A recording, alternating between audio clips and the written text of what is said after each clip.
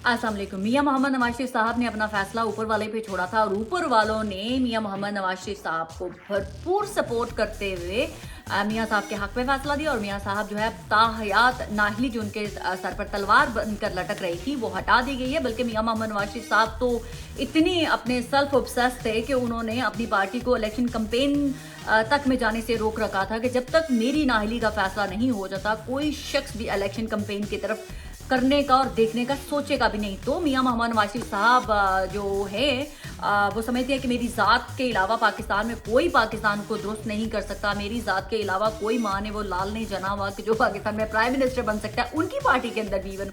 तो वो उनके ऊपर से जो है वो कंधों से बर्डन उतर चुका हुआ है। आज मियां मोहम्मद नवाज शरीफ साहब जो है वो आल ऐलान देखते हैं कि वो पाकिस्तान की जो अंदर इलेक्शन 8 फरवरी को होने जा रहे हैं उस इलेक्शन कैंपेन में भरपूर तरीके से हिस्सा आई एम श्योर वो कल से अपने पाइल अप कर देंगे।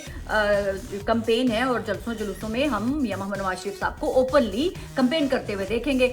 और दूसरी तरफ मियां मोहम्मद नवाज शरीफ साहब को जहां रिलीफ मिला है वहां दूसरी पार्टी पीटीआई है उनको अभी तक रिलीफ नहीं मिल सका है। बल्कि जो हमारे कायम वज़ीर आज़म हैं अनवारुल हक काकड़, उनका एक इंटरव्यू जो है सुहेल वराइच साहब के साथ मेरी नज़रों के सामने से गुजरा और मैं ट्विटर स्पेसेस में थी और मैंने उसका फीडबैक दिया अपनी ऑडियंस को कि मुझे आई एम अमेज कि जिस तरह से सुहेल वराइच साहब ने अनवारुल हक काकड़ साहब से पूछा कि आप वज़ीर आज़म हैं, क्या आपके पास कोई एजेंसीज ने वो सारे प्रूफ नहीं दिखाए जिसमें ये लग रहा हो कि इमरान खान जो मेन करेक्टर थे 9 मई के वाक़े में मुलव्वस हूँ या वो साजिश करने में मुलव्वस हूँ। अनवारुल हक काकड़ साहब का बहुत ही क्लियर एंड स्पेसिफिक करके आंसर था कि सॉरी मेरे पास कोई भी ऐसी स्पेसिफिक इंफॉर्मेशन नहीं है जिसके बिहाफ पे मैं ये कह सकूं कि इमरान खान साहब जो है वो 9 मई के वाक़े में मुलव्वस थे या वो उसमें उस साजिश में भी मुलव्वस थे। तो मेरे पास कोई ऐसे सबूत नहीं है। मैंने तभी अपनी ऑडियंस को कल रात ही मैंने स्पेस में बोल दिया था कि ये वर्ड आप लोगों को आइडिया नहीं है कितने स्ट्रॉन्ग हैं और ये कितने इमरान खान के जो मुखालिफिन हैं उनके ऊपर बम बन कर गिरेंगे। क्योंकि मैं उस अनवारुल हक काकड़ को जानती हूँ जो बहुत बोल्ड जो है जवाब देने के आती हैं, जो हो वो उसको एंटरटेन करते हैं। मैंने उस अनवारुल हक काकड़ साहब को भी देखा हुआ है कि जब इमरान खान से मुतालिक किसी भी कोई भी एमी थक्का हुआ सवाल जो है वो आता था, बार बार आता था और वो उसको एंटरटेन करते थे। मतलब कि कोई भी वो बॉल ऐसे जाने नहीं देते थे, हर क्वेश्चन को जो है वो एंटरटेन करते थे कि इमरान खान के बारे में बात करना उनको अच्छा फील होता था जब वो प्राइम मिनिस्टर बने। और अब ये ऑल ऑफ अ सडन अब जो पाकिस्तान के प्राइम मिनिस्टर हैं अनवारुल हक काकड़ कोई ऐसा सवाल जिसपे वो भरपूर तरीके से इमरान खान को बैश कर सकते थे, उसको विच हंट कर सकते थे, उस सवाल को उन्होंने ये कह के जाने दिया कि मेरे पास कोई प्रूफ नहीं है इमरान खान के। तो मेरे लिए बहुत आई ओपनिंग था कि अब मैं देखना चाहती हूँ कि नून लीग क्या करती है। सुबह उठते ही मैं क्या देखती हूँ कि हमारे पाकिस्तान के तमाम प्रो नून लीगी सहाफ़ी जो है वो एक वीडियो डालकर जो है दोबारा से एक हेट कैंपेन लॉन्च करते हैं इमरान खान साहब के मुतल्लिक कि देखें पाकिस्तान के इदारों पर हमले किए जा रहे थे, इन मुजरमों को कौन कटहरे में लाएगा, इनको सजाएं कौन देगा। और कोई ऐसा सिंगल सहाफ़ी नहीं है जो वो वीडियो ट्वीट नहीं कर रहा। तो वो उस एक्शन का रिएक्शन दिया है जो अनवारुल हक काकड़ साहब ने कहा कि मेरे पास कोई प्रूफ नहीं है। तो उन्होंने वो सारे के सारे फाइल अप करके दोबारा से बताने की कोशिश की। हालांकि मैंने एक वीडियो देखी है जिसमें एम्प्टी बिल्डिंग है जिसको दिखाया जा रहा है कि वो कोई हॉस्पिटल है और वहाँ पर कुछ लोग जो है वो नकाब पोश आते हैं रात का और बाय द वे उस बिल्डिंग के अंदर कोई भी नहीं है। ऐसा मतलब टोटल हॉस्पिटल है तो हॉस्पिटल में पेशेंट भी होंगे, रिसेप्शन पे भी कोई बैठा हुआ होगा, मरीज होंगे, कुछ भी नहीं है, खाली बिल्डिंग है। और वहाँ पर कुछ लोग अंदर आते हैं, वो तोड़ फोड़ करते हैं और टीवी उठा के लेके जा रहे हैं, कोई कुछ कर रहा है।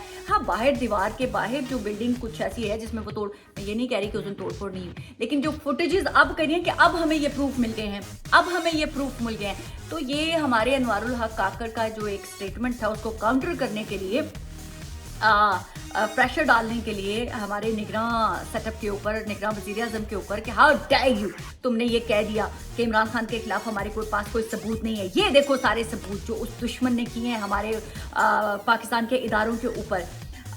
तो ये उसका है। और उसके बाद जो हमारे छोटे छोटे क्योंकि हमारी पार्टियां बहुत पैसा तो बहुत लगाती हैं, आपको पता तो है। फिर एकदम फिर जब व्हाट्सएप ग्रुपों में वो चीज़ें डालते हैं करके मैसेज किए जाते हैं कि head on take that issue blah blah blah, इस वीडियो को फैला दो, ये कर दो, वो कर दो। तो वो हमारे तमाम साथियों ने बेचारे गुलाम है, वो क्या कर सकते हैं, उन्होंने फिर फायदे भी तो बहुत उठाए होते हैं ना फिर हमारी पॉलिटिकल पार्टी से। तो वो उन्होंने वो एक प्रेशर बिल्ड करने की कोशिश की है कि अनवारुल हक काकर साहब आपकी जुर्रत कैसे हुई, आप ये कह सकें उसके खिलाफ कोई प्रूफ नहीं है, ये देखें सारे प्रूफ। तो वो एक स्टोरी मुझे समझ में आ रही थी।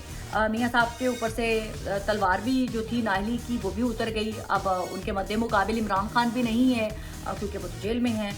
और दूसरी बात ये कि इलेक्शन में कोई कंपेन करने वाला भी नहीं है। सिचुएशन ये बन रही है कि मौलाना फजलुर रहमान ने वो 14 सेनेटर्स की जो मंसूब की हुई करारदाद थी उसको इंडोर्स कर दिया और उन्होंने कहा है कि मैं बिल्कुल उस करारदाद को सपोर्ट करता हूं कि पाकिस्तान में इस वक्त इलेक्शन नहीं होनी चाहिए क्योंकि सिचुएशन बड़ी ख़राब है।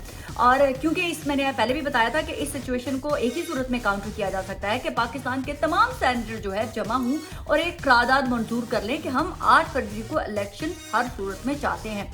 अदरवाइज ये क्या बोल रहे हैं 8 फरवरी को इलेक्शन हो रहे हैं, मुझे कोई यकीन नहीं आएगा क्योंकि किसी वक्त भी कुछ भी हो सकता है। और वैसे भी जिस तरह से धड़ाधड़ पीटीआई वालों के जो नॉमिनीज पेपर है वो कबूल हो रहे हैं, तो ये भी एक अलार्मिंग सिचुएशन है कि मियाँ साहब को फ्री हैंड नहीं दिया जाएगा अगर पाकिस्तान में 8 फरवरी को इलेक्शन हो जाते हैं। तो मियाँ साहब के ऊपर से तमाम कानूनी जो लिटिगेशन से हर्डल्स थी वो तो ख़त्म कर दी गई हैं, लेकिन ग्राउंड के ऊपर जो हर्डल है वो है पाकिस्तान की अवाम, वो पीछे नहीं हट रही है अभी तक। तो मियाँ मोहम्मद नवाज शरीफ साहब के लिए अभी बहुत सारे मंजिलें जो हैं वो तय करनी बाकी हैं। इमरान खान के बारे में कहा जा रहा है कि उसने इलेक्शन कमीशन के लोगों के ऊपर हमला कर दिया था जेल के अंदर, और इमरान खान साहब इतने गुस्से में थे कि उन्होंने कहा मैं तुम लोगों पे आर्टिकल 6 है लगवाऊंगा और मैं तुम लोगों के खिलाफ ये करूंगा, मैं वो करूंगा। खैर वो तो बात की बातें हैं, ऑब्वियसली इंसान फ्रस्ट्रेटेड होता है, वो कुछ भी कर सकता है। उन्होंने हमला किया नहीं किया मैं उस चीज़ को इंडोर्स नहीं कर सकती हूँ, लेकिन जो है वो द इकोनॉमिस्ट का जो आर्टिकल है वो धूम उन्होंने बड़ी मचाई हुई है। अभी तक वो जो है वो रोज़ एक ट्वीट कर देते हैं फ्रेश करके उस कॉलम की, उनकी मौजें लगी हुई हैं। मेरे ख्याल से पूरी हिस्ट्री में उनको इतना फेम नहीं मिला, उनके ट्विटर हैंडल के ऊपर इतनी रीच नहीं हुई होगी जितनी वो अब हो गई है। और वो बार बार उसको चस्का ले रहे हैं और पाकिस्तान गवर्नमेंट को डेयर कर रहे हैं कि आओ हमें टच करके दिखाओ, आओ हमें चैलेंज करके दिखाओ। तो वो भी चाहते होंगे पाकिस्तानी गवर्नमेंट किसी तरह से उनको चैलेंज करे कि जी हमने कुछ गड़बड़ की है, और फिर वो भी उनको कोर्ट में लेके जाए, फिर पाकिस्तानी हुकूमत से ढेर सारा वो जो है ना वो पैसा इकट्ठा करे। तो पाकिस्तान में अभी खैर ड्रामे चल रहे हैं, छोटे छोटे लोग छोटे छोटे काम करके छोटी छोटी खुशियाँ इंजॉय कर रहे हैं।